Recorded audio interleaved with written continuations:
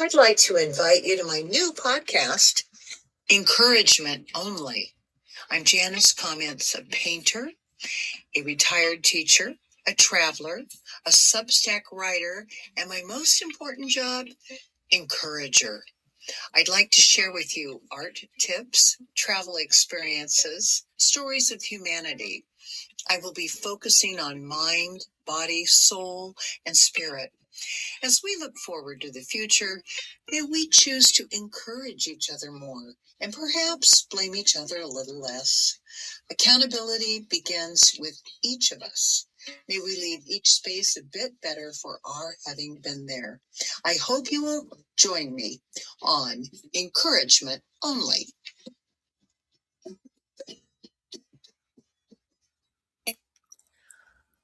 Hi, this is Janis Commentz, and this is my auditory version to my Substack newsletter. The latest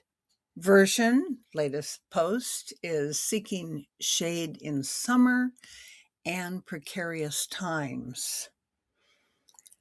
As we seek shade in heat, we must seek refuge in precarious times.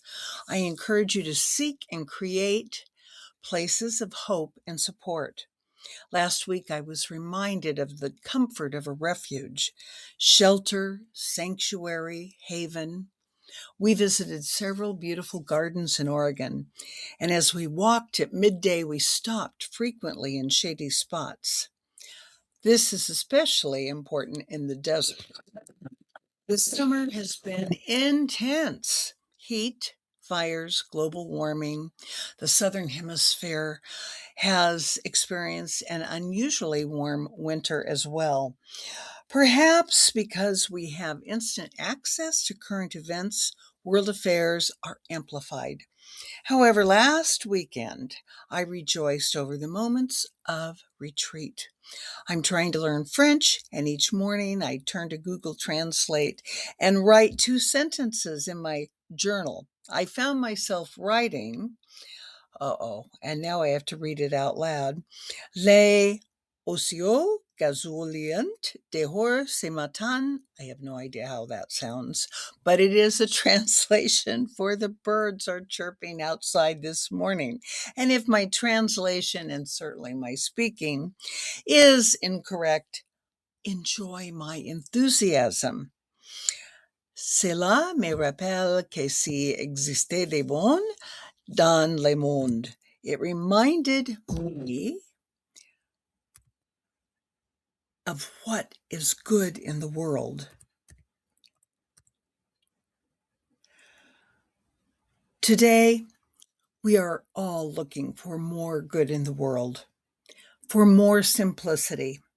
The birds chirping and the bees buzzing and the sage bursting with vibrant purple blossoms at the dawn reminded me of what is good in the world. And it also reminded me of an invitation to an initial meeting of a nonprofit community networking organization called What's Good in the World, which a local friend, podcaster, journalist, and photographer, Hillary Sloan, is introducing. I was nudged into action. I attended. After a busy and hectic summer, we were rewarded with a comforting and spectacular visit last week with family, celebrating significant birthdays of our son and his wife, our daughter-in-law, in the Willamette Valley, Oregon. Conditions are said to be somewhat similar to France. For a moment in time, it was a wonderful world. We enjoyed a weekend at a vineyard, wine tasting, and a vineyard tour at Kenwright Cellars, and a delightful evening with the founders of the Carleton Observatory Foundation. Fascinating and lovely people. And this visit was part of a fundraiser for the Carleton Observatory, which will be housed and built at the Evergreen Museum property, which is the home of the spruce goose.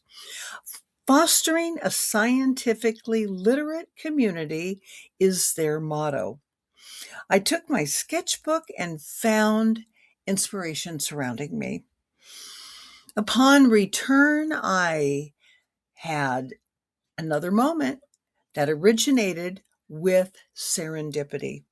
5 years ago, in Black Rock Campground, Joshua Tree National Park, I met a woman who had left Texas during a significant ice freeze. She retired from teaching and set out on a journey to travel all 48 states. Now she serves as a camp host at national parks and state parks across the United States. She has visited all 48 states in that 5 years. This inspirational woman stays in touch on Facebook and with many friends that she's made, and it was wonderful to meet her again. She is now painting, and she wanted me to look at her work. When I met with her, originally she was leaving small painted rocks for new friends to find. And guess who found one? And I met her. Some events are planned and some are serendipitous. Serendipity is a word that we toss around. Do you know its origin? And I admit, until this week, I did not.